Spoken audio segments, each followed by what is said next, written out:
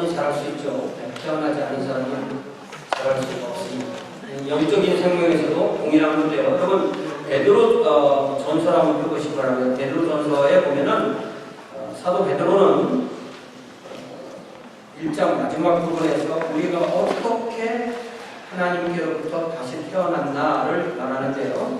베드로전서 1장 23절에 보니까 베드로전서 1장 23절에 보니까 너희가 거듭난 것은 썩어질 씨로 된 것이 아니요. 뭐로 됐어요? 썩지 아니할 씨로 된 것이니 썩지 않을 씨가 뭐냐면 살아있고 항상 있는 하나님의 말씀으로 되었다. 이렇게 되어 있어요. 그러니까 거듭난다는 것은 영적으로 다시 태어났다는 것이고 우리를 거듭나게 하는 썩지 아니할 씨가 있는데 그것이 바로 하나님의 말씀이다. 그러니까 누구나 다 하나님의 말씀으로 거듭난다는 거죠. 그런데 그 하나님의 말씀의 내용은 뭐냐 할 때 25절에 보면요. 베드로전서 1장 25절에 보면 오직 주의 말씀은 세세토록 인도하였으니 너희에게 전한 복음이 곧 이 말씀이니라. 하나님의 말씀을 전하는 것 같지만 그 내용이 복음이 아니라면 사람을 거듭나게 할 수 없는데 그 복음이 뭐죠? 복음이 바로 예수님께서 저와 여러분의 죄를 대속하기 위해서 죽으시고 장사되시고 부활하셨다. 그 예수를 믿는 사람이 하나님의 자녀로 거듭난다는 그 놀라운 소식이 바로 복음입니다. 이렇게 복음을 듣고 믿으면 우리는 거듭납니다. 영적으로 다시 태어납니다. 구원의 시작이 완성됩니다. 제가 뭐라고 했습니다. 구원의 시작이 완성됩니다. 만약에 한 생명의 태어나는 거 보면 태어나는 걸로 생각해보면 한 생명이 어머니의 태에 이렇게 잉태돼서 태중에서 280일 이렇게 발전하고 또 발달하고 자라서 이제 어느 날 태어나면 탯줄을 끊고 자기 코로 호흡을 하게 되죠. 그 전까지는 탯줄을 통해서 계속 어머니에게 탯줄을 통해서 공급받다가 탯줄을 딱 끊고 자기 코로 호흡을 딱 하게 되면 그때 뭐라고요? 그때가 태어남의 완성이에요. 시작의 완성. 그러면 그 순간부터 그 생명은 자라야 되는 거죠. 영적인 것도 똑같다는 것입니다. 태어나지 않은 사람은 자라날 수 없지만 태어난 사람은 또 자라나야 된다는 것입니다. 태어남의 그런 영적인 새롭게 태어남의 구원이 완성된 후에 우리의 구원이 자라야 되는 거예요. 그래서 베드로 전서 이제 1장이 끝나고 2장으로 넘어가면서 바로 2장 2절에서 뭐라고 말하냐면 그렇게 태어났으니까 2장 2절에 뭐라고 되어 있어요? 갓난 아기들 같이 순전하고 신령한 젖을 사모하라. 이는 그로 말미암아 너희로 구원에 이르도록 자라게 하여 하리라. 갓 태어난 아기는 엄마의 젖을 필사적으로 사모합니다. 죽기 살기로 사모하는 거죠. 또 어머니의 입장에서도 자기 그 아기를 젖을 먹여 키우고자 하는 열망이 가득합니다. 사도 베드로는 이렇게 산모와 아기가 젖을 필요로 하고 또 젖을 먹여 키우고자 하는 그것을 영적인 그 생명에게 그대로 적용해서 말하는 것입니다. 그러니까 예수 그리스도의 복음 하나님의 말씀으로 거듭난 우리는 그 거듭난 구원의 생명이 주님의 은혜 안에서 자라나야 합니다. 그런데 그 막 태어난 생명이 자라기 위해서 필요한 것이 바로 순전하고 신령한 젖이라고 했어요. 뭐라고 했어요? 순수하고 영적인 그런 말씀으로 자란다는 거예요. 그러니까 좀 생각해 볼 수 있는 것은 순전하지 않은 걸 들을 수도 있고요. 또 영적이지 않은 것도 들을 수 있다는 것입니다. 그렇게 보면 제가 조금 찾아보니까 이 엄마가 아기에게 젖을 먹이잖아요. 그러면 그 젖은 어디에서 엄마한테 온 거잖아요. 그러니까 엄마가 무엇을 먹느냐가 그 아기의 건강에 아주 절대적으로 중요하다는 거예요. 그러니까 이런 점에서 제가 목사로서 여러분에게 젖을 먹이고 음식을 먹이는 입장에 있고 여러분은 그것을 매주 이렇게 받아 먹는 입장이기 때문에 제가 이 말씀을 생각해서 얼마나 두렵고 떨리는지 제가 더 주님 앞에 깨어서 기도하고 주님의 말씀을 깨닫고 여러분에게 전해야 되겠다 이런 생각을 하게 됐습니다. 또 우리와 함께 주님을 섬기는 이 교회 공동체는 마치 하나의 큰 가정과 같아서 가정에 보면은 누가 얘기 나요? 엄마들 얘기하잖아요. 엄마들 얘기 나면 또 형들이 누나들이 또 길러주고 할아버지 할머니가 봐주고 이러면서 가정에서 자기들이 자라죠. 저희는 어릴 때 대가족에서 컸기 때문에 여기서 우리 큰아버지가 얘기를 하면 또 삼촌도 얘기를 하면 이렇게 마치 우리 가정이 큰 가정인 것처럼 우리 교회도 그렇게 교회 안에서 새로운 생명이 태어나고 그 생명이 자라나고 또 생명이 태어나고 하는 그런 영적인 거듭남과 영적인 성장과 성숙이 계속 되어지는 것이 바로 교회라는 거예요. 그런 면에서 우리 교회가 내년도에는 더욱더 이렇게 영적인 탄생, 영적인 성장, 영적인 성숙에 더 초점을 맞춰야 한다고 그렇게 제가 마음속에 하나님 앞에 기도하게 되었습니다. 이것이 바로 우리 교회가 하나님의 왕국 중심으로 가는 교회가 되는 길입니다.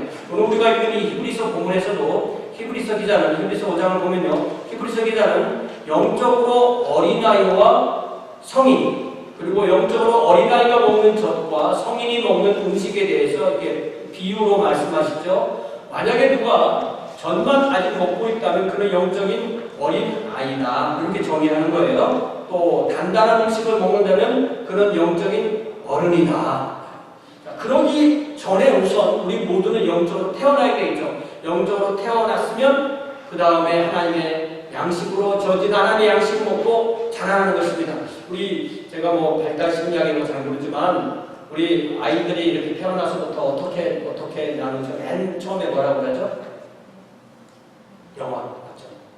영아, 그 다음에 유아, 그 다음에 또 소년, 그 다음에 청소년, 그 다음에 청년, 장년 이렇게 자라는 거죠. 이 성장해야 되는 성장하지 않는다. 성장하지 않는 끔찍한 겁니다. 거의 죄악에 가까운 거예요. 그러니까 뭐 영적으로 태어나서도 성장해. 그런데 성장은 또 어느 순간에는 멈춥니다. 한 20세 전후에서 멈춰요. 또 나이 많이 먹으면 좀 줄어들기도 한대요. 성장은 그러니까 한없이 성장하는 게 아닙니다. 한없이 성장할 수 없는데 성숙의 문제는 다르죠. 성숙한다는 것은 우리가 주님을 닮아간다는 것은 우리의 일평생 동안 간단 없이 중단 없이 계속 가야만 이루어지는 것입니다. 이렇게 영적으로 성숙하고 주님을 닮아가는 것을 성화라고 그렇게 말하죠. 오늘 우리가 히브리서 5장 11절에서 14절 말씀을 통하여서 어린아이인가 어른인가 내가 여러분 각자가 내가 아직도 영적으로 어린아이인가 아니면 한 청소년쯤 됐나 아니면 어른인가 한번 생각해 보시기 바랍니다. 자, 11절에 보니까 멜기세덱에 관하여는 이게 이제 우리가 히브리서 기자가 예수 그리스도는 이렇게 레위 지파 아론 그 반차가 아니라 멜기세덱의 반차를 따르는 대제사장이다라고 말하는 그 문맥에서 이 멜기세덱이라는 이름을 딱 꺼냈어요. 그러면서 하는 말이 멜기세덱에 관하여는 우리가 할 말이 많으나 사실은 이 많은 할 말을 조금 하다가 7장에서는 진짜 자세하게 해주거든요. 그러나 7장에 이르기 전에 어느 정도 복선을 깔고 어느 정도 좀 양해를 구하고 또 어느 정도는 좀 히브리서를 받는 독자들을 자극하는 말을 좀 하는 거예요. 그들에게 여러분들이 듣는 것에 있어서 좀 둔해서 알아듣는 것이 늦어서 설명하기가 어렵습니다. 이렇게 말해요. 저도 뭐 목사로서 선생으로서 이렇게 말을 하다 보면요, 책을 보다 보면은 한 권의 책이 모든 것을 다 설명해 주는 그런 책은 없답니다. 다행히 그런 게 있으면 좋겠죠. 한 번의 책, 한 번의 강의, 한 번의 설교가 모든 것을 다 해줄 수는 없다는 것입니다. 그러니까 어떤 책이든 한 권의 책이 나오면 그 책을 읽는 독자들의 수준이 이렇게 정해진대요. 그 책을 쓰는 사람인데. 그래서 전 연령층이 읽을 수 있는 책은 사실은 없습니다. 이런 면에서 이 목사로서 교회 설교하는 게 참 사실 어려운 거예요. 뭐 예수님 전혀 모르는 사람도 계시죠. 뭐 믿을까 말까 하시는 분들 계시죠. 이제 막 믿은 분들 있죠. 또 믿고 나서 한 몇 년 된 분도 있지만 평생 동안 주님을 믿은 분도 여러분이 다 함께 계세요. 정말 다양한 배경, 환경, 상태에 있는 분들이 똑같은 한 설교를 듣습니다. 이 히브리서 기자도 자신의 서신을 받는 독자들의 영적인 상태를 돌이켜볼 때 그들이 배우는 속도가 너무 늦기 때문에 다소 어려운 말씀은 가르치기가 어렵다고 그렇게 양해를 구합니다. 사실은 우리가 이렇게 강의를 하기도 하고 강의를 듣기도 하는데 강의를 하는 사람이 앞에서 제가 지금부터 하는 말은 좀 어렵습니다 이렇게 말할 때는요 사실은 좀 의심해 봐야 됩니다. 왜냐면은 그 사람이 그걸 잘 모르니까 자기가 설명할 수 없으니까 어렵다라고 말하는 경우도 있어요. 왜냐면 우리가 유명한 그 아인슈타인 있잖아요. 알버트 아인슈타인이 뭐라고 말했냐면 네가 아주 쉽게 설명할 수 없다면 너는 아직도 모르는 거다 이런 말을 했어요. 히브리서 기자는 그런 상태는 아닌 것 같아요. 그런 면에서 저도 이 말씀을 준비하면서 제가 이 설교 원고를 만들 때 좀 더 쉽게 만들어야 되겠다. 좀 더 클리어하게 만들어야 되겠다.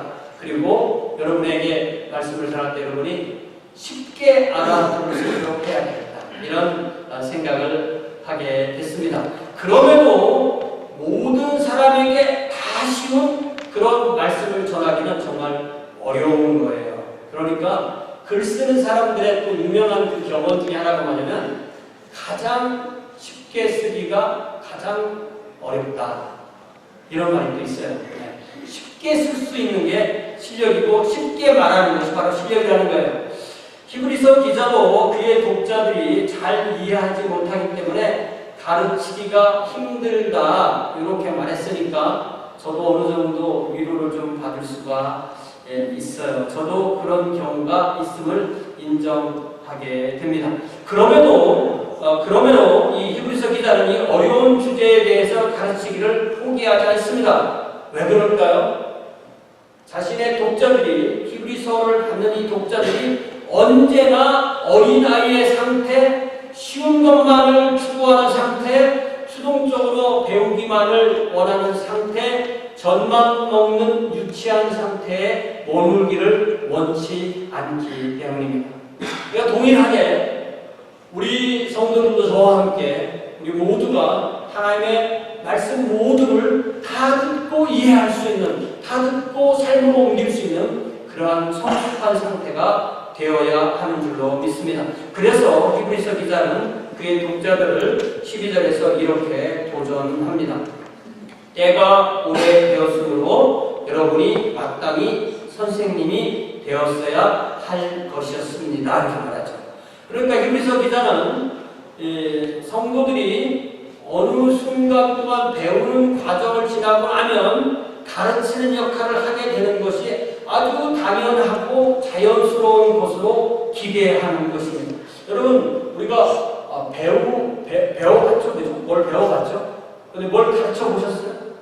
내가 누군가에게 뭔가를 가르쳐 봤다. 나는 누군가에게 뭔가를 한 번도 안 가르쳐 봤다. 이런 분은 안 계실 것 같아요. 누구에게 뭔가를 가르쳤겠죠? 네. 그래서 사실은 누가 가르치는 사람입니까? 누가 가르칠 수 있어요? 아는 사람이 가르치는 거죠. 알면 가르칠 수 있습니다. 그러니까 가르칠 수도 없다. 난 못 가르쳐. 이 말은 무슨 말이냐면 나는 그거에 대해서 몰라 이런 말이에요. 그러니까 가장 잘 배우고 가장 잘 공부하고 가장 잘 숙달할 수 있는 사람들은 바로 누구냐면 가르치는 사람들이에요. 그러니까 가르칠 수 있으면 아는 것이다. 바꿔 말하면 가르칠 수 없으면 모르는 거다. 또 바꿔 말하면 모르면 가르치지 마라. 또 바꿔 말하면 알면 가르쳐야 한다. 이렇게 정리할 수 있죠. 저 여러분 각자가 저와 여러분 각자가 이 말씀을 적용해 봅시다. 이미 하나님의 말씀을 가르칠 수 있는 분도 있지만 한 번도 나는 다른 걸 가르쳐봤어. 어떻게 못을 박는지, 어떻게 빵을 만드는지, 어떻게 수학 문제를 푸는지는 가르쳐봤는데 나는 하나님의 말씀을 예수님 30년 믿었지만 한 번도 가르쳐 본 적이 없어. 그럼 이 시간에 어떻게 되겠어요? 가르치게 해주세요 라고 소망할 필요가 있습니다. 가르치지 못한다면 결국 배우는 입장에만 머무르기 때문입니다. 그래서 히브리서 기자는 뭐라고 말하냐면 너희가 다시 하나님의 말씀의 초보에 대하여 누구에게서 가르침을 받아야 될 처지이다. 그러니까 기초가 안 되어 있기 때문에 기초만 돼도 확실히 알면 기초를 가르칠 수 있겠죠. 그러나 그 기초가 없다면 기초도 못 가르치니까 그 기초를 다시 누군가에게 배워야 된다는 거죠. 사실은 기초가 정말 중요합니다. 제가 수학을요, 중학교 때 삼각함수부터 못하겠더라고요. 무슨 말인지 모르겠더라고요. 그때부터 못했어, 수학을. 그러면 제가 지금 만약 수학 공부를 다시 하라고 어디부터 해야 되겠어요? 가감승제 다음에 이제 삼각함수 그것부터 다시 해야 되는 거예요.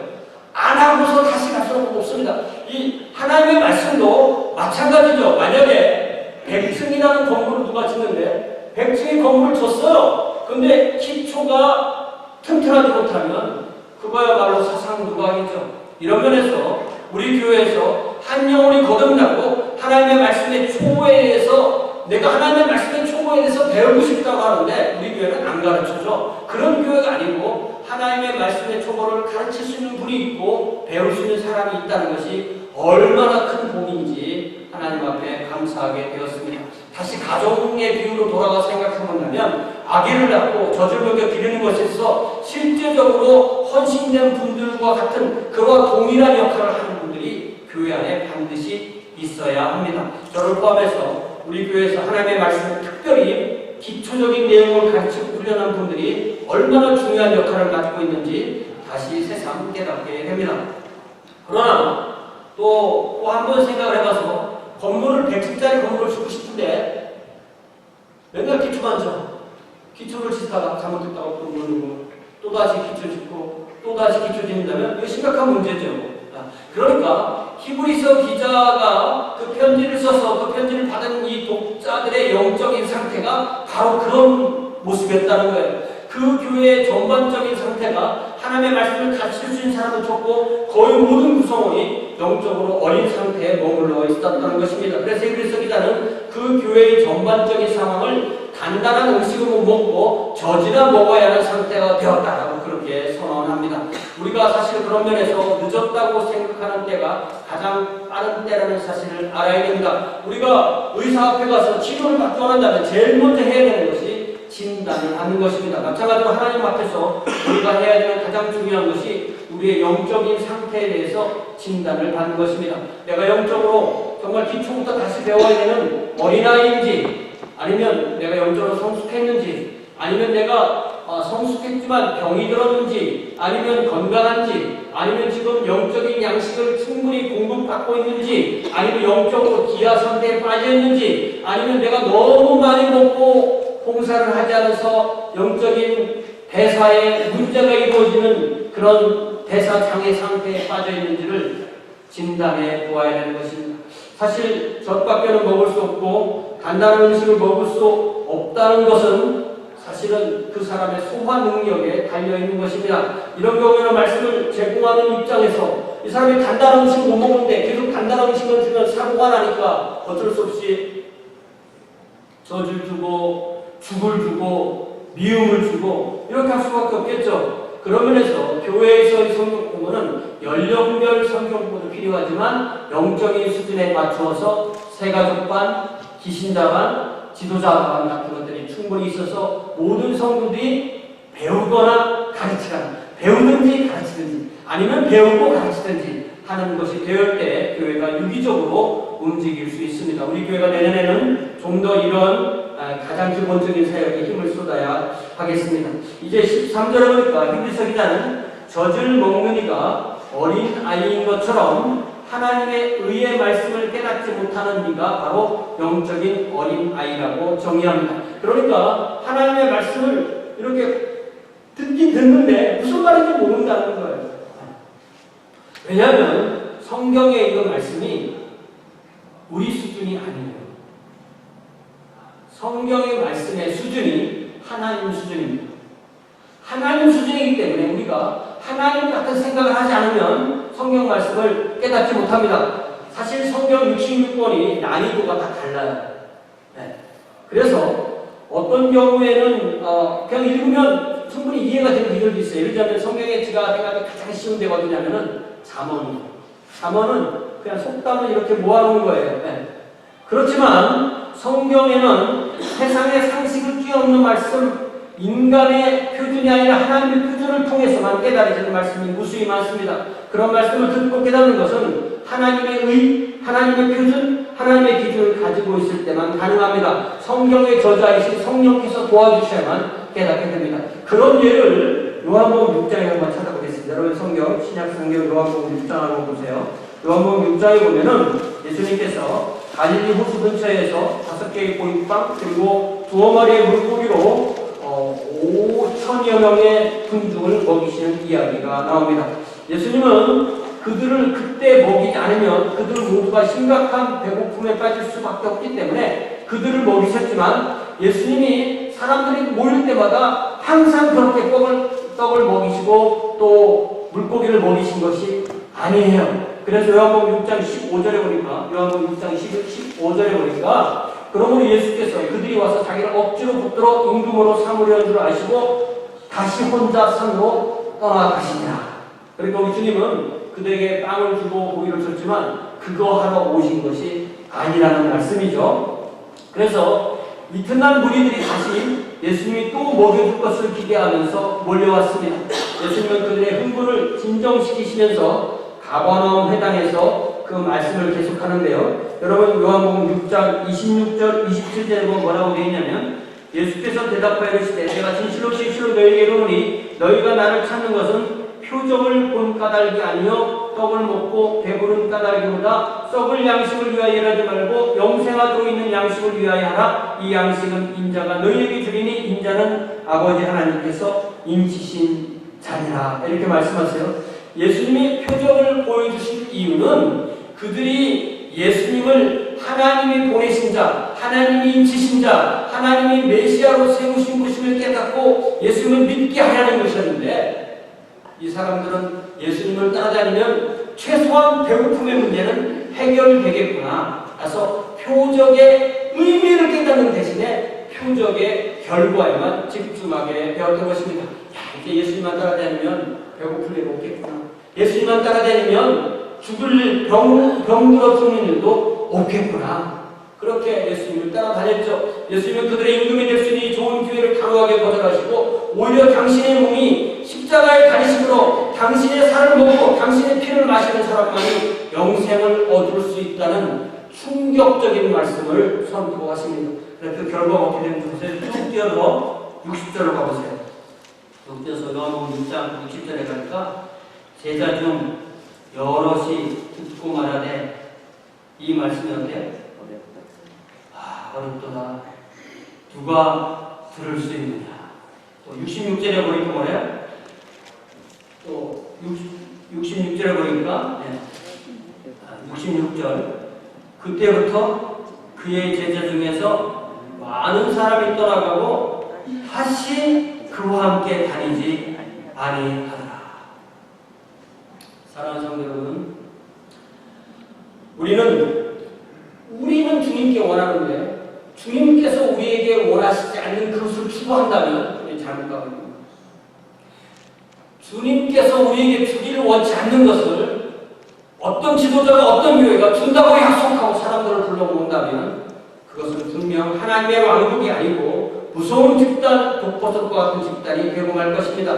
우리는 비록 어렵다 할지라도 사도 베드로가 베드로전서에서 말씀한 것처럼 갓난아기처럼 순전하고 신령한 저를 사모해야 하겠습니다.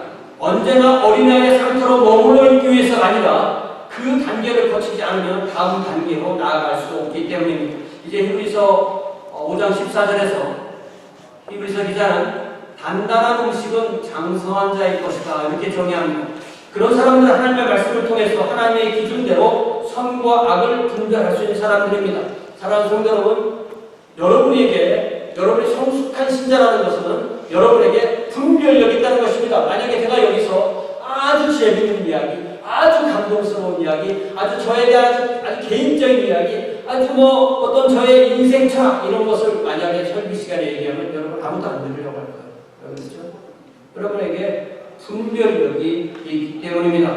모든 성도가 어린아이의 던계를 거쳐서 장성한 단계로 나아가는데 그렇게 될 수 있는 것은 바로 하나님의 말씀에 단단한 음식을 먹고 장성한 단계로 나아가기 때문에 그렇습니다. 자, 그럼 우리가 어린아이의 단계를 거쳐서 장성한 단계로 나아가는 가장 중요한 방법이 무엇입니까? 바로 그것이 단단한 음식을 먹는 훈련인데 단단한 음식을 먹는 훈련이 바로 성경을 읽고 공부하는 것입니다. 성경을 꾸준히 읽습니다. 성경을 빼지 않고 읽는 것입니다. 쉬운 말씀은 쉬운 말씀대로 읽고 어려운 말씀은 어려운 말씀대로 읽고 그렇게 읽을 때 우리는 영적으로 자라게 됩니다. 그런 면에서 우리 교회에서 그동안 쭉 해오고 내년에도 하려고 하니 성경 통독은 모든 성도가 참여할 수 있는 프로그램입니다. 제가 말씀드렸듯이 내년에는 특별히 성경의 사건의 순서대로 성경을 창세기 1장 1절부터 1월 1일부터 시작하면 12월 31일에 가면은 요한계시록이 딱 끝나는 그 연대기적 성경 읽기를 할 겁니다. 여러분 제가 주보에 문제 넣어드렸는데 받으셨어요? 네, 여기 오늘 교회 오신 여러분 아주 행복해하십니다. 요 말씀을 우리가 이 52년 동안 쭉 읽으면 성경학원을 통독하게 됩니다. 제가 매주 한국어, 영어 문제를 나눠드리고 여러분이 하루에 3, 4장 정도 읽고 각 장에서 제가 낸 문제의 성경의 답을 찾아보면서 그 내용에 더 집중하게 됩니다. 그리고 주일에 오시면 그 지나간 한 주의 공부를 제가 30분 정도 해드리고 또 제가 따로 녹화해서 유튜브에도 올려서 진도에 맞춰서 동일한 내용을 말씀하려고 합니다. 이렇게 우리가 1년 동안 1년 52주 동안 성경을 읽고 묵상하고 공부하고 때로는 암송하고 때로는 나누고 할 때 우리는 그만큼 자라는 것을 볼 수가 있겠죠. 마치 나무가 자라보면 한 해 동안 자란 것이 뭘로 드러나요? 나이대로 드러나겠습니다. 우리가 내년도 이맘때에는 그만큼 성장한 것을 기대할 수 있는 그러한 프로그램이 바로 성경 통독 프로그램입니다. 자, 요한복음 6장 이러다 어떻게 됐어요? 다 떠나가고 아무도 안 나온다. 다시 요한복음 6장으로 들어가 보면은 그 예수님의 어려운 말씀을 많은 제자들이 듣고 예수님을 떠나가고 난 이후에 모든 제자가 다 예수님을 떠난 것 같지만 요한복음 6장 67절에 보니까 누가 남았냐면 12제자는 예수님과 함께 있었던 거예요. 예수님께서 뭐라고 말씀하세요? 12제자에게 너희도 가려느냐? 영어 성경에 보니까 너희들은 안 가지. 그지? 너희들 안 가지? 이렇게 물어보신 거예요. 그러니까 베드로가 68절에 뭐라고 대답해요? 시몬 베드로가 대답할 때 같이 쓰다 시작. 주여 영생의 말씀이 주께 있사오니 우리가 누구에게로 가오리까? 다른 사람들은 먹고 배부를 양식, 병을 고쳐줄 의사, 성공을 보장하는 선생들을 따라다닐 수 있지만 베드로는 예수님께 와야만, 하나님께 와야만 하나님께서 영생하게 주신 말씀이 있다고 살고 예수님을 떠나지 않겠다고 고백했습니다. 사랑하는 성도 여러분, 그렇습니다. 저와 여러분은 하나님의 기준대로 살기를 원합니다. 하나님께서 우리에게 주시기를 원하신 것이 무엇입니까? 그것을 성경은 영생이라고 합니다. 하나님께서 우리에게 주시기를 원하신 것이 무엇입니까? 그것을 구원이라고 합니다. 그것이 바로 주님을 닮아가는 것입니다. 이것이 바로 주님께서 품은 뜻이 나의 뜻이 되는 그런 삶이 되는 것입니다. 그렇게 살 때 우리는 하나님 왕국 중심의 삶을 살게 돼요. 제가 여러분 주보에 빌립보서 2장 12절 말씀을 써드렸는데요. 우리의 거듭남, 우리의 영생, 우리의 구원, 우리의 믿음, 우리의 하나님의 자녀로서의 삶은 현재 진행형입니다. 현재 진행형이라는 게 무슨 말이냐면 내가 과거에 예수를 믿었어. 영생을 얻었어. 근데 지금은 안 믿어. 그럼 이 영생이에요?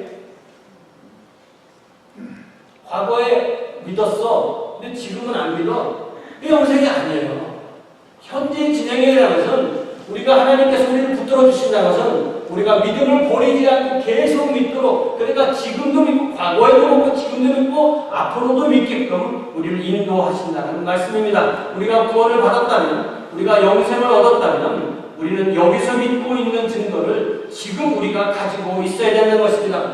누누이 말씀드리지만 생명이 있다면 생명 현상이 있어야 하는 거죠. 영생을 얻었고 구원을 얻었다면 그 영적인 생명 구원을 드러내는, 그것을 입증하는 현상이 있어야 됩니다. 이것은 아주 명확한 것이고 이것은 아주 원인과 결과가 뚜렷한 것입니다. 우리가 주님 앞에 살아있다면, 영적인 생명이 있다면 주님의 말씀을 사모하고 주님을 예배하기를 사모하고 주님을 세상에 드러내기를 원하고 주님을 닮기를 원하고 주님 뜻을 따라서 사는 것이 나의 것임을 내가 알고 있는 것이 바로 우리에게 있는 우리의 구원이 항상 복종하여, 주님의 말씀을 항상 복종하여 두렵고 떨림으로 우리의 구원을 계속해서 이루어지도록 자라나게 하는 과정인 것입니다. 그렇기 때문에 우리가 성장하고 또 성숙하면 우리는 하나님의 기준을 알게 되고 하나님을 깨닫고 하나님을 느끼고 하나님 뜻대로 살고 그로 인해서 예수 그리스도를 자연스럽고 활기차게 우리의 삶의 가운데서 드러내게 되는 것입니다. 그렇기 때문에 제가 약간 좀 스포일러인데 주보에 제가 결론 부분에 뭐라고 써놨어요? 항상 복종하여 두렵고 떨림으로 너희 구원을 이루라. 이게 내년도 우리 표예요. 딱 써붙였어요. 미리 제가 이렇게 성질이 급해서 우리 각자가 또 한 해 동안 이렇게 우리의 구원이 그만큼 자라나는, 그만큼 주님을 많이 닮아가는 그런 저와 여러분이 될 수 있기를 주님의 이름으로 축원합니다. 기도하겠습니다. 사랑의 아버지 하나님, 우리를 구원해 주셨는데 우리가 주님 안에서 얼마나 주님을 닮아가기로 또한 주님 앞에 분투하였는지 주님 지난 한 해 감사합니다. 또한 새로운 한 해 우리가 항상 복종하여 두렵고 떨림으로 우리의 구원이 더욱더 주님을 닮아가는 그런 주의 자리를 되도록 인도하여 주옵소서. 예수님의 이름으로 기도하옵나이다. 잘해서 일어나실 수 있는 사진 부르고